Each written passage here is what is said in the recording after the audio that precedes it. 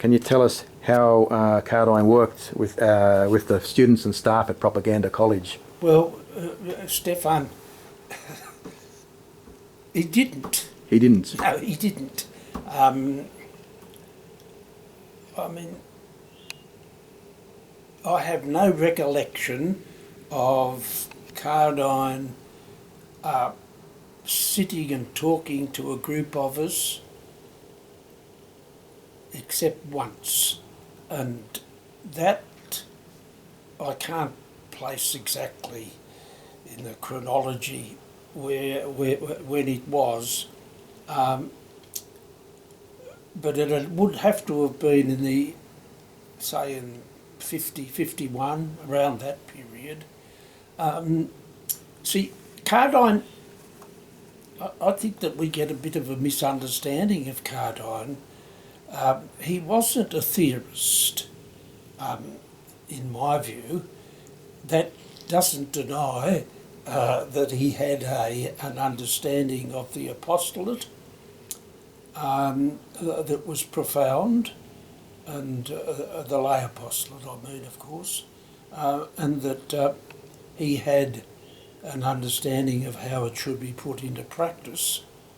But like, for example, you could never have induced Cardine to have a serious discussion about the exact nature or even theology of Catholic action. Mm-hmm. That was not his world. His world was the young worker. Right. And I think that's the key to Cardine, namely his priesthood was, as it were, incarnated in the young workers. And you know as well as I do, Stefan, how profoundly he believed in them, in their mission, in their irreplaceable apostolate, and I suppose the greatest sadness is that by and large it's been lost. So in answer to your question, Cardine wasn't one for, as it were, proselytising. He, by example, of course, in the way he gave his life to the young workers, and I would continue to use that phrase. I mean, in other words, I wouldn't want to ever think of Cardine as an apostle of the apostolate, as it were. I'd prefer to think of Cardine as priest, as brother, as a father, and the objects, if I could use that kind of terminology, or the purpose and the driving force of his life was his love for, and I repeat myself, belief. It wasn't just love for, he believed in the young workers. He believed they had a mission that could change the world, change society in a profound way. And I think that, like, you know, you and I now, Stefan, could almost end this interview, which we won't, but just imagine, by simply saying Vatican II failed the lay apostolate. Vatican II, I suppose one has to be just and understand that it had a vast panorama of let's call it reform to be engaged in, and particularly clearly the relationship between the centre and the periphery, the concept of collegiality and so on. But in the midst of, see, like you've already touched it very briefly in your own remarks, in Rome there was no understanding of Catholic action as we understood it. And I include the best of the Romans. Who were the best of the Romans? I say Molony. Okay. I'm not talking about Pius XII now, but those that were implementing the day-to-day apostolate of the Church on the international level. And certainly Molony, a man of very great integrity, in my view, who's been painted as a weakie, etc., which I don't think he was. He was. Did you have any personal contact with him? Only in passing. The one that I curiously did have personal contact with was Tardini, who was a very different kettle of fish, if I may use that expression. He was almost your prototype of the Vatican servant. Mm-hmm. And Molony, on the other hand, see, his background was very interesting in the old Partito Popolare world, and Luigi Sturzo and all that beginning of as I called it, political Catholicism in Italy. Anyway, I've shifted away from the point I was making, which, as I recollect, was that for some reason or other, Vatican II couldn't come to grips with the lay apostolate in the way that Cardine understood it, in the way that we, in our own weaknesses, understood it and tried to implement it. And above all, what they could never comprehend was the need for formation. Namely, too frequently it was enough to exhort, to put forward the vision and the image, or whatever you want to call it. But as for taking the means to achieve, which, as you know, Stefan, is tough going. I mean, yeah. That whole business of the formation that is required.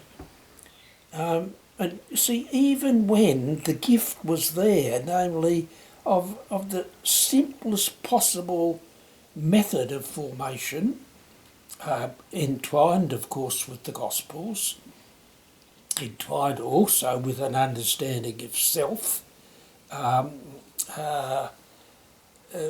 See Judge Act. I mean, it was simple. It wasn't a complicated. Well, there you get back to Cardine. I mean, I always try to think of God as simple. God can't be complicated. And those who are close to God, and Cardine unquestionably was and is, they're simple. Mm-hmm. And he was, and therefore that which he gave us, namely the apostolate in the justest form, is essentially simple. But see, what can I say? I wasn't in Rome, of course, by the time, well gone from Rome, by the time of Vatican II, and had no relationship with it, having left the priesthood at the end of 1963. But needless to say, I, both then and since, took close interest in what occurred, and I'm saddened, I think I'd have to admit, that all around the world, that which seemed to hold so much promise for the future of the church, withered. I hope I'm not exaggerating. And you can tell me more than I can tell you. I don't know why, but that's what seems to have been what happened. Yeah, I've got to do that for my postdoc. That'll be my postdoc. Yeah, good man, good man. That'd be great. Do that. But can I just come back to propaganda? Yeah. So actually, there were no formal sort of lectures, no. But did he when he made his visits to Rome? Did he have like informal contact with students? Oh yes, he would indeed, and I was an example, I suppose. He liked to meet. Particularly that kind of international element that of students at propaganda, as distinct, say, from the Irish college or the English college and so on. Cardine loved that. He was, as you know, he was an international He was a Catholic. Right, yeah. Yeah. And what about, like, say, how do you pronounce his name? Cenci? I think he was the... Cenci, yes. Now, Cenci was an Italian, let's face it, and he shared... Cenci would never dream of doing other than fostering, as he understood it, the apostolate. But there was no way of implementing it in Rome. See, even myself and Frank Little and the others, Bede, Heather, Ian Burns, a small group of us were involved, and I think it's in Luther's Pie, not Luther's Pie, that other book. I know you had your squadra. Yeah, that's right. Yes, that was interesting, yeah. That was modelled a bit on the work, as I gather from the book, in the French worker priests, or well, you see, somehow inspired by it? In a way, it worked the other way, namely, they were quite surprised when I struck some of them in Paris at the way we had developed in our little turnout in Rome, you got me. Namely that worker priests, that as they admitted to me, they never got together and talked about their apostolate as it applied to them individually. They talked about it as a kind of a exterior thing, the thing they did, not that which they were, which was the opposite, of course, of what we were on about, for the simple reason that our apostolate in the Roman Agra Romano, so-called, the countryside, the Roman countryside, was spasmodic, whereas the worker priest was total, immersion. They were immersed. Ours could only be spasmodic and had to be interspersed then with, of course, doing postgraduate degrees and whatever else. But nonetheless, see, Cenci fostered that. He thought that was wonderful, and did all he could to. But even that died. Even that died. What was that? Well, I mean, like, you know, when I left to go to America in '53, it was still flourishing. The apostolate, the propaganda, young priests apostolate in the Agra Romano. Oh, okay. Oh, yes, I remember. I remember that from your book. That's right. Yeah, okay. And that died also. Died too. Yeah. Okay. Yeah. Were there any other staff that would have had any particular openness to Cardine or that model of Catholic action? No, I don't. See, I don't think so. That's how. That's the thing. Yeah. It was a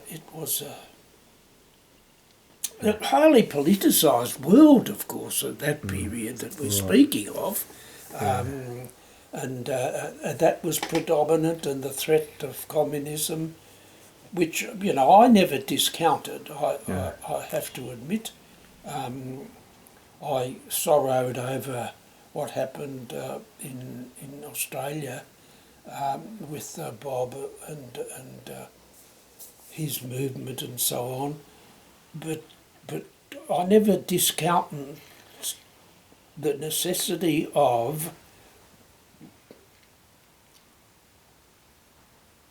not so much fighting communism, but as encountering it and making clear that there was an alternative for the workers. Right. That's what I felt was necessary, but so what? Among your fellow students at Propaganda, do you know of any who were, besides like your squadra colleagues, would there have been any others that would have had any particular openness to Cardine or to the YCW? Yes, there was. There were a few. You mean besides Aussies? Besides Aussie, yes. Besides Aussies. Not many, mate. Not many. No, I have to admit, I thought, so it's an interesting question, that I thought that the kind of milieu, could you use the word, because I'm thinking of the French, would be amongst the French Africans, the French-speaking Africans, and there were a few of them, Bob Dossay, Johnny Cow, Zoa, I mean. Yes, Jean Zoa, he became a YCW chaplain. Which country did he come from? Was it Cameroon? Is he from Cameroon? Yeah, I think. And he was an archbishop at Vatican II. He became an archbishop, yeah. Yes, well, he was definitely a YCW man. Oh, well, I'm glad to hear that. I'm glad to hear that. He was a highly intelligent bloke. We unfortunately didn't. Okay, so he studied at Propaganda with you in your time, did he? Yes, John in Zoa. fact, when I became head prefect,